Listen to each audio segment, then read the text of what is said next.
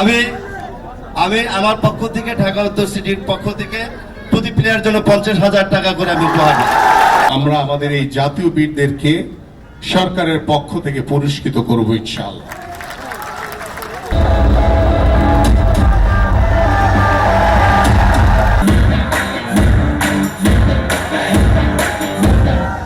That is for you and many more. আমি মনে করি আমি ঢাকা উত্তর সিটি কর্পোরেশন একজন প্রশাসক হিসেবে এই দেশে আমার সন্তানেরা বাংলাদেশকে সম্মানিত করেছে। আগামী দিনে এই টিমটাকে আরো 200-র বেশি সার্ভিস ও ফিচারে লেনদেনের সব বিকাশ অ্যাপে সম্ভব। আরো শক্তিশালী করার জন্য ক্রীড়া প্রতিমন্ত্রী সাহেব উপস্থিত আছে, আমাদের জনতার মেয়র সাবেক এবং বাফুফের সম্মানিত সভাপতি তাবিদ আউয়াল সাহেব, দুইজনে কিন্তু ফুটবল প্লেয়ার, এবং বিশেষ করে আমিনুল হক আমাদের বাংলাদেশের ইতিহাসের সবচেয়ে জনপ্রিয় একজন ফুটবলার ছিলেন, যিনি নতুন করে পৃথিবীতে বাংলাদেশকে নতুন সম্মানের জায়গা করে দিয়েছিলেন। তা আমি তাদের পাশে থেকে তাদেরকে সহযোগিতা করব। আমি আমার পক্ষ থেকে ঢাকা উত্তর সিটির পক্ষ থেকে প্রতি প্লেয়ার জন্য 50,000 টাকা করে আমি উপহার দিই। আমাদের অনূর্ধ্ব 20 জাতীয় ফুটবল টিম বাংলাদেশের জন্য যে সম্মান বয়ে নিয়ে এসছে, আমি প্রথমেই আমাদের মাননীয় প্রধানমন্ত্রী জনাব তারেক রহমানের পক্ষ থেকে আপনাদের সকলকে আন্তরিক ধন্যবাদ এবং কৃতজ্ঞতা জানাই এবং শুভেচ্ছা জানাই। আমি যখন গতকালকে কক্সবাজারে একটি চায়ের দোকানে বসে পেনাল্টি শুট আউট দেখছিলাম, আমি তখন মাহিম যখন প্রথম পেনাল্টি শুট আউটটি ঠেকিয়ে দিয়েছে, আমি ঠিক 2003 সালে আমরা যখন ঢাকার মাটিতে প্রথম সাব চ্যাম্পিয়ন হয়েছিলাম, সেই দিনও আমি ঠিক মাহিনের মতো একটি পেনাল্টি শুট আউট ঠেকিয়ে বাংলাদেশ দলকে চ্যাম্পিয়ন করেছি। এবং শেষ হওয়ার সাথে সাথেই আমাদের মাননীয় প্রধানমন্ত্রী আমাদের এই বাংলাদেশ টিমকে অভিনন্দন জানিয়েছেন, এবং আমার দেশবাসী যারা ফুটবল প্রেমী, যারা ফুটবলকে ভালোবাসে, সকল বাংলাদেশিরাও কিন্তু আমার এই বাংলাদেশ অনূর্ধ্ব 20 ফুটবল দলকে শুভেচ্ছা এবং অভিনন্দন জানিয়েছে। আমি শুধু আজকে একটি কথা বলে শেষ করতে চাই যে পুরস্কার সবসময় আমাদের খেলোয়াড়দেরকে উৎসাহিত করে।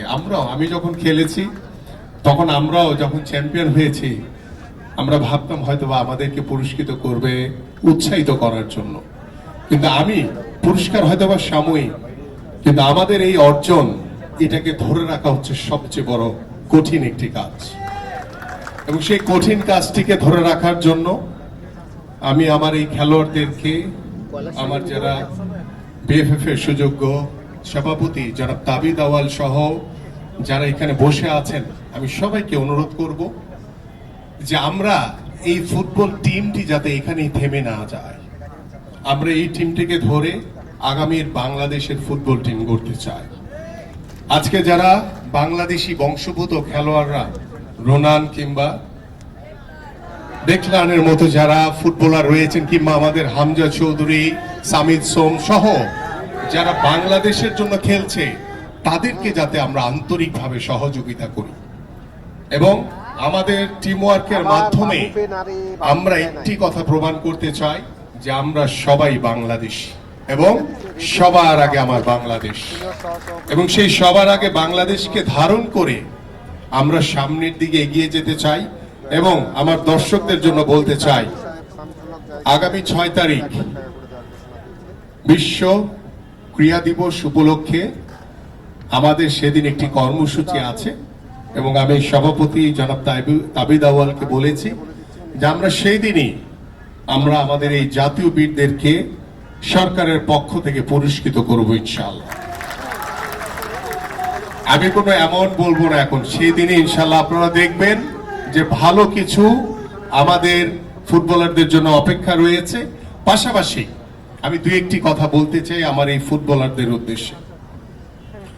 ইতিমধ্যে আপনারা জানেন আমাদের মাননীয় প্রধানমন্ত্রী খেলাধুলাকে পেশা হিসেবে প্রতিষ্ঠিত করার জন্য আমরা গত 30শে মার্চ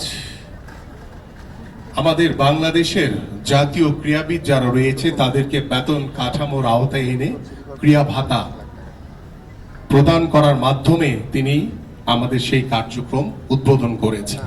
আমরা পর্যায়ক্রমে বাংলাদেশ ফুটবল টিম সহ বাংলাদেশের বিভিন্ন স্পোর্টসে যারা বাংলাদেশ দলকে প্রতিনিধিত্ব করছে সেই সকল খেলোয়াড়দেরকে আমরা বেতন কাঠামোর আওতায় এনে আমরা ক্রীড়া ভাতা প্রদান করব ইনশাআল্লাহ।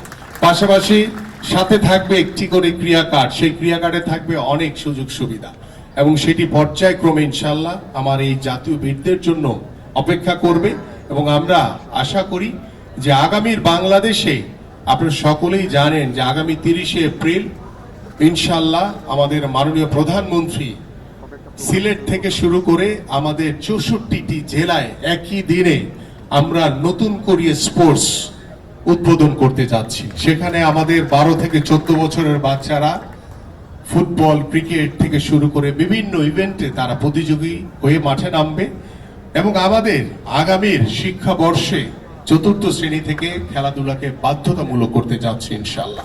এইভাবে আমরা তৃণমূল থেকে খেলাধুলাকে ছড়িয়ে দিয়ে আমরা আজকের এই মাহিন, মিঠু থেকে শুরু করে সকল ফুটবলার, ক্রিকেটার, আমাদের অন্যান্য স্পোর্টসের বিভিন্ন ক্রীড়াবিদদেরকে নিয়ে আমরা আগামীর বাংলাদেশে একটি ক্রীড়া বান্ধব বাংলাদেশ হিসেবে প্রতিষ্ঠিত করতে চাই এবং এই ক্রীড়া বান্ধব বাংলাদেশ হিসেবে প্রতিষ্ঠিত করার মাধ্যমে আমরা আমাদের সামাজিক এবং আমরা রাষ্ট্রীয়ভাবে আমরা গুণগত পরিবর্তন নিশ্চিত করতে চাই এবং সেই গুণগত পরিবর্তন নিশ্চিত করার মাধ্যমে আমরা দৃঢ়ভাবে বিশ্বাস করি আমাদের সন্তানরা সুস্থভাবে বেড়ে উঠবে, আমাদের সন্তানরা সেই মাদকের করাল গ্রাস থেকে তারা দূরে সরে আসবে এবং আমাদের সন্তানরা তারা ডিভাইসের প্রতি যে আসক্তি হয়ে গেছে সেই ডিভাইস থেকে দূরে এসে আমরা একটি সুস্থ জাতি গড়ে তুলতে পারবো আপনাদের জন্য, আমাদের সকলের জন্য। আপনাদের সবাইকে ধন্যবাদ।